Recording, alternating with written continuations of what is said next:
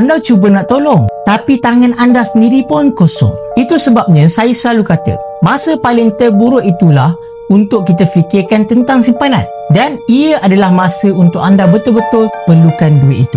Puan-puan, saya dulu pun sama je. Rasa simpanan tu benda yang orang kaya je boleh buat. Tapi bila saya mula asingkan sikit-sikit duit saya, mulalah dengan RM100, RM200, saya gunakan sistem apa tuan-puan? Sistem Gold Accumulation Program di Public Gold. Lama kelamaan ia akan terbentuk suatu habit menabung. Saya tak perasan pun duit tu hilang. Sebab apa? Saya dah letakkan siap-siap macam bayar bil setiap bulan. Bezanya tuan-puan, kali ni saya bayar diri sendiri dengan menyimpan. Dan bilalah kata tayar kereta pancit ke, saya tak cuak langsung. Sebab saya tahu saya dah ada backup yang selamat. Tak payah besar mana pun. Sebab apa? Tapi kali ini dah cukup untuk buat saya tidak bergantung langsung kepada orang. Jadi kalau anda rasa mesej ini memang kena batang hidup anda, jangan tunggu lagi tuan-puan.